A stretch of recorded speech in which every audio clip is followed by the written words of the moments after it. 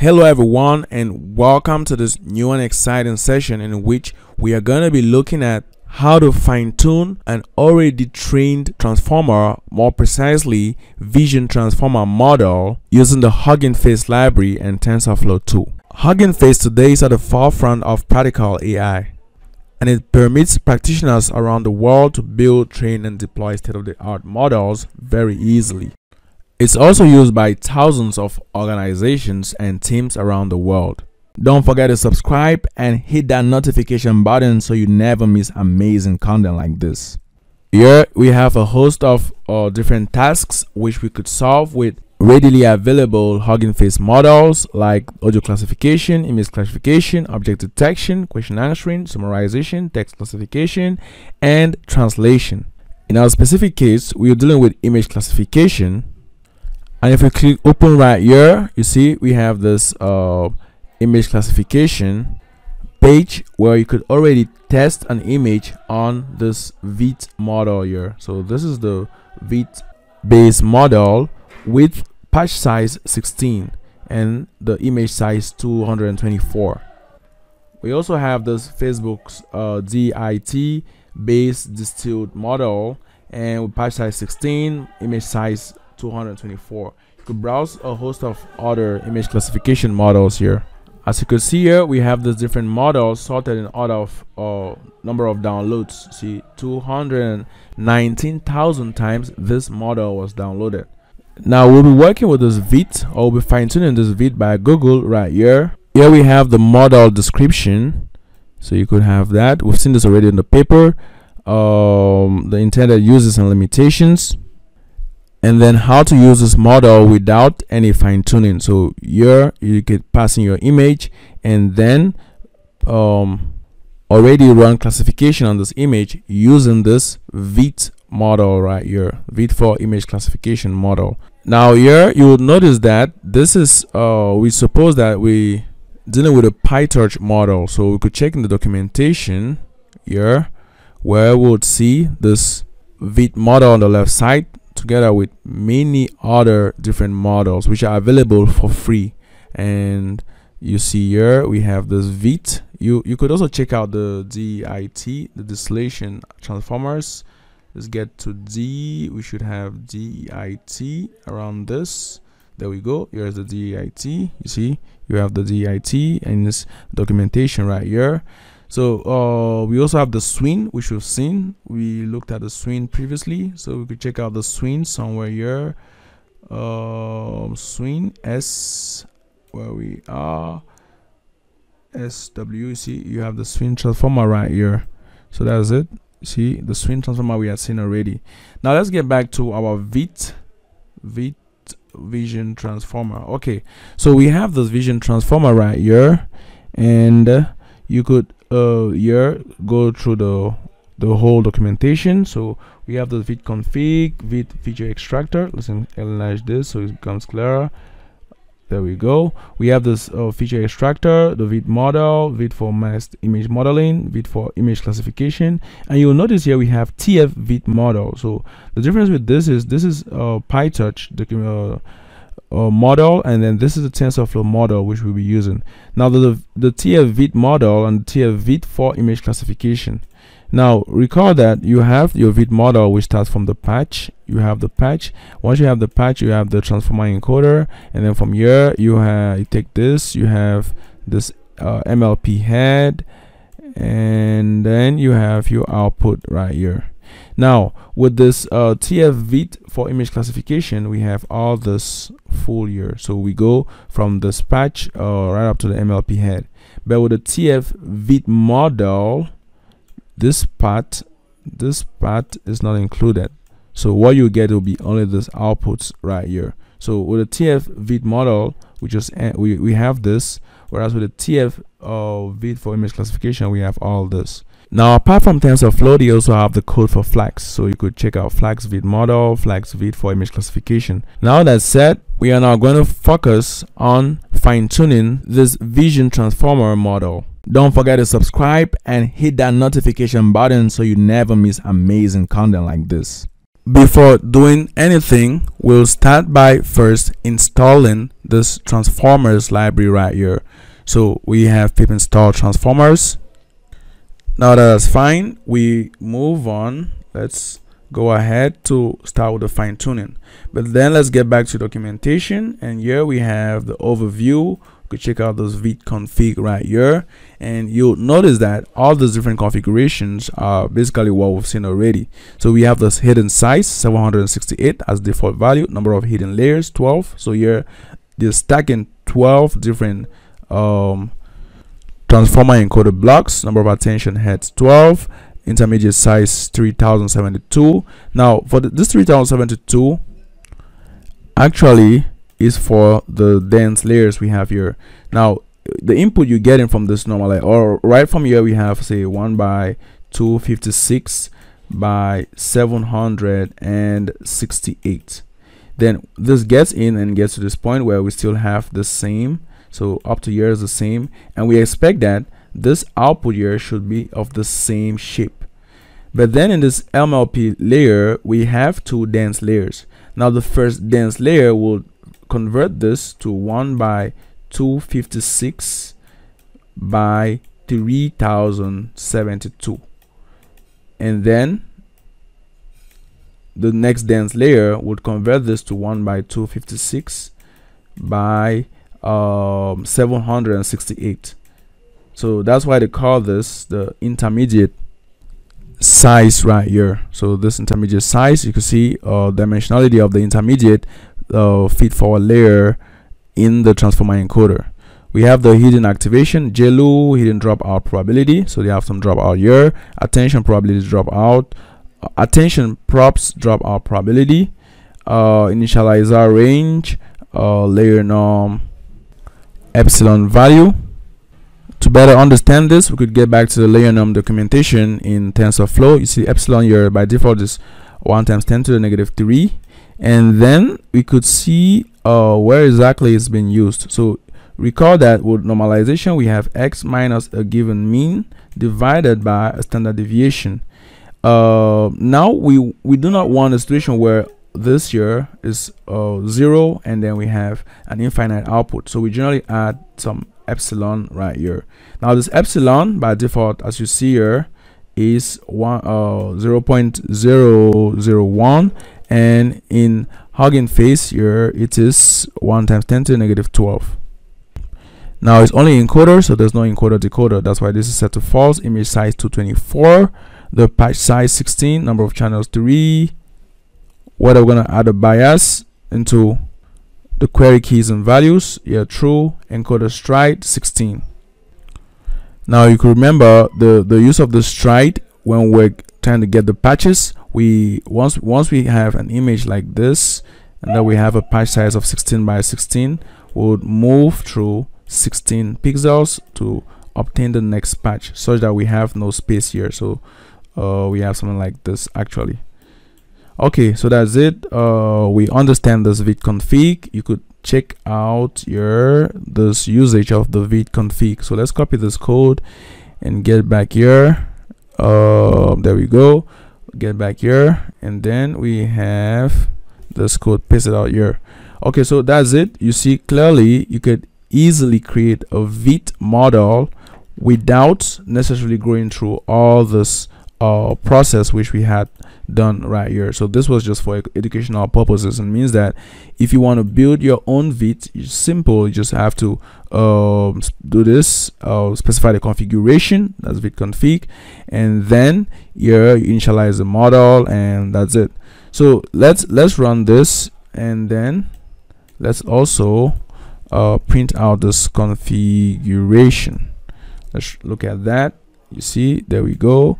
We could change this. We could change, let's say we change this hidden size to some value 144.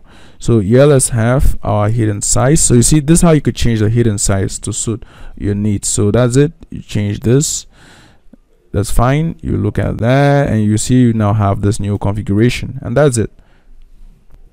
Now for the next, we'll look at this feature extractor. The feature extractor is similar to what we've done already.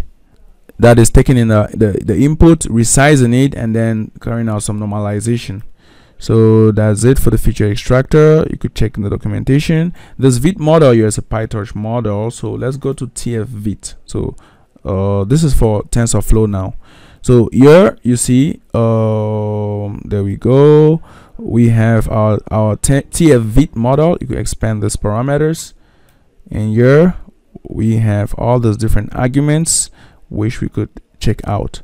Now here you have this example of how we could use the TF-VIT model directly without going through any stressful process. So here you see we have this, first of all we have the data set, and then we have this image which is extracted. This you could get this image from our own data set. So that's it. They're loading this from Huggingface hub, or better still Huggingface data sets. So that's it. And then you have this feature extractor. So that's a feature extractor. We have this model, and now note that here the TF-VIT model is from pre-trained. So this means that we are going to use this model which has already been trained, and you see this specifications here: VIT base patch 16 to 24 in 21K. Okay, so that's it.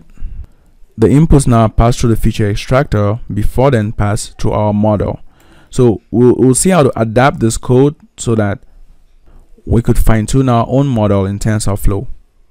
And as we had said before, this TF-VIT model is different from the image classification model in that the outputs here are not the final output classes, but this hidden states from the transformer encoder. So let's scroll here. Maybe let's read an example. Okay, there's an example here. You see this output here that gives you directly a cat. So model produces one of 1000 ImageNet classes. So that's it. Whereas here we have this hidden, states. Okay, we paste this out here. Let's take this off. Take this one off, and then we could get started with building our own VIT model based off this Huggingface TF-VIT model. So we wouldn't need this data sets here. We already have our own data set. That's fine. We wouldn't make use of this feature extractor. We have this model. Yeah, we have our Huggingface. Let's call this Huggingface model, and then let's just take all this off actually. So we have this Huggingface model. We have our TF-VIT model from pre-trained, and that's it. Now we're going to define some inputs. So we have here our input is equal the input layer, and then we'll specify the shape. So here we work with 224 by 224 by 3, and then using the TensorFlow functional API we'll get an output here X, which we take in this Huggingface model. Let's call this base model. So taking the base model takes in inputs. Let's call this, let's change this to base model. Okay, we have the base model takes in the inputs, and then this here we have base model.vit. So we have this method, this VIT method, which we call before taking in the input. And so from here we have this base model.vit takes in the input, and then now we have the output here X. Now when we run this, you see we download this 330 megabyte pre-trained model. Let's have this our Huggingface model here. So we get the inputs from here, and then we have the outputs. Let's call this output X. Okay, so we have that. Let's run this again. We have a Huggingface model now set, and we still get this error. You see, it's linked to the positioning of this inputs here. So let's change this. Let's say we have 3 by 224 by 224. We run this again. You should see now that everything works fine. See, it now works fine. So this means that the inputs of this base model here, this Huggingface model, should be of this shape. So it's 3. Let's take this here. Instead of being 224 by 224 by 224 as we usually do, now it's instead 3 by 224 by 224. Now this means that we need an extra layer which will convert this into this before passing into our base model right here. So let's build that extra layer, and we'll take inspiration from our resize rescale layer, which we had built already. Let's get to resize rescale right here. So we have that. We'll modify the resize rescale specifically for this Huggingface model. So here we have add this code, resize rescale for Huggingface. Okay, so we have this resize rescale. We'll resize, make sure it is 224 by 224. So every image which passes here will be 224 by 224. We're gonna rescale, and then after rescaling, we are gonna permutate the value. So we call on this permute here, permute layer, and the way we'll build this, or the way we'll call this permute layer, will be such that we move this from this third position. This is 0, 1, 2, 3 batch by 224 by 224 by 3.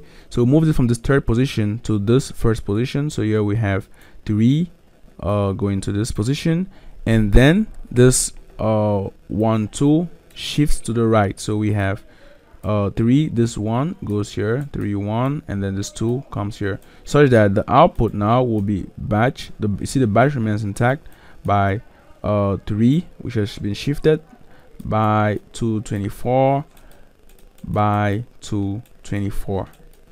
So be careful not to do instead 2, 1. This is 1, 2 and not 2, 1, because here we having height by width by channel. So we want to change this to channel by height by width.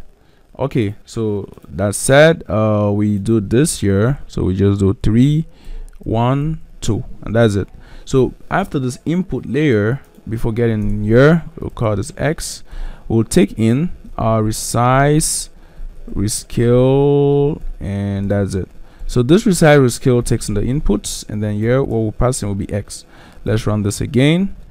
We should get an error because when we permutate, it goes back to 224 by 224 by 3. So let's have this. See, we have that 224 by 224 by 3 as we used to working, and then we run this now, and everything should be okay. We get an error, resize is not defined. Let's run this. Let's make sure that's how we called it. Let's go up, resize. We need to run this actually. This should be fine now.